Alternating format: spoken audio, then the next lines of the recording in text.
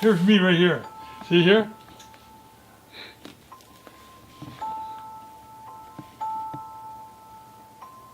We were the first ones there after World War II. First American ship. Not American ship, but a military ship. After World War II. And the people at Perth, Australia were just so excited. They just come up with thousands and thousands to visit us. There was an aircraft carrier and 4 destroyers in our group. There's only one machinery repairman aboard ship, and I was the only one. I don't know why they only had one, but that's what they had. Let's see if I can find another picture of me in here someplace. He gets John Lester, and now he's got a guy that then he gets. It wasn't very popular with the American people. America didn't want to go into war at all.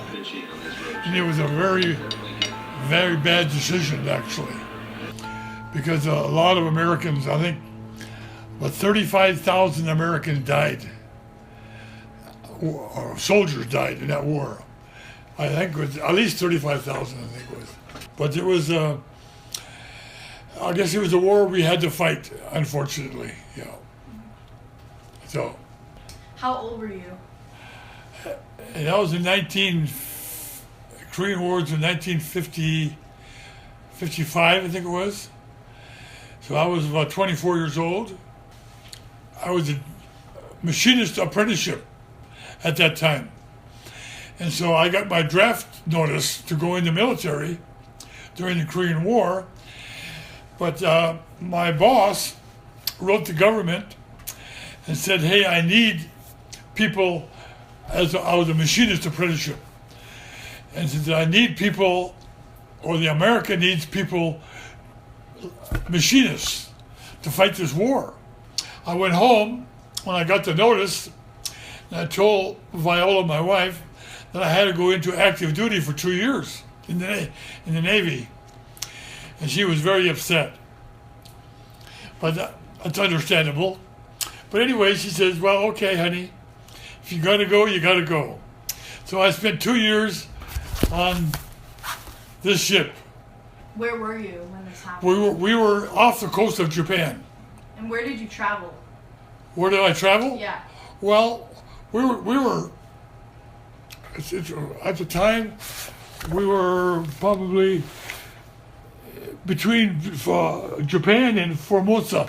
So why were you in the Navy over being in the military or the Air Force? Well, when I got out of high school, it was during the Korean War, when I was in high school. And so I joined the Naval Reserve because I didn't want to go in the Army. I preferred to go in the Navy. But has your experience in the Navy affected you in any way? Not really. No, it was a good experience, actually.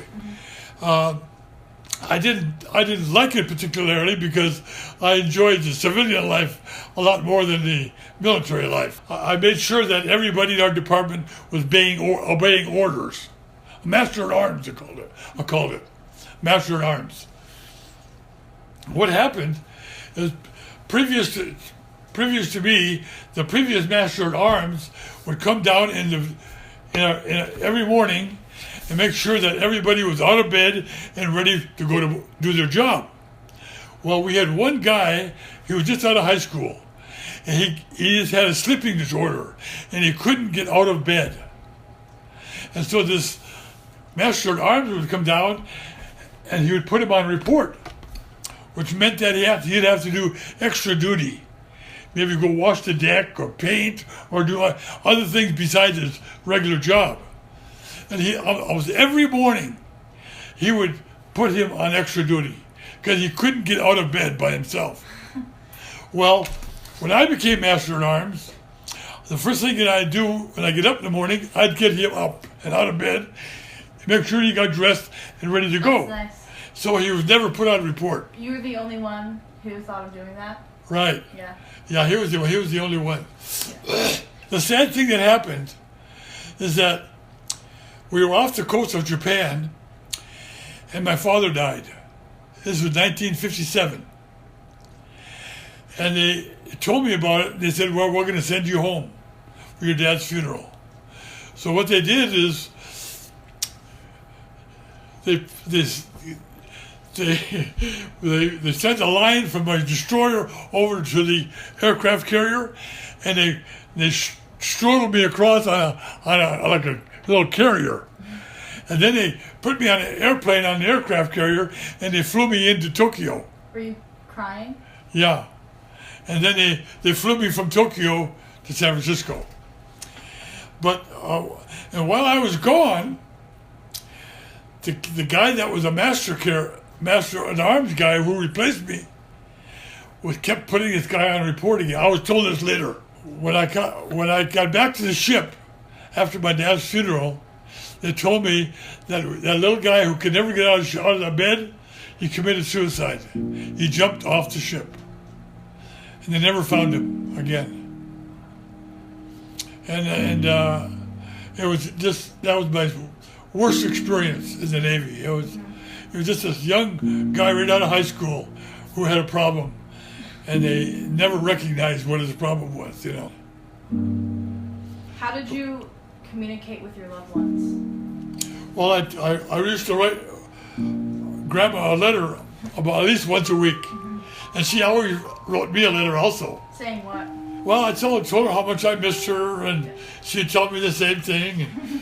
And it was kind of interesting because the first trip back to San Diego,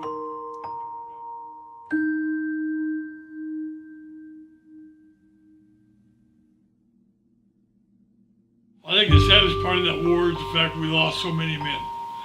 From what I recall, it was almost 35,000 soldiers lost during that war.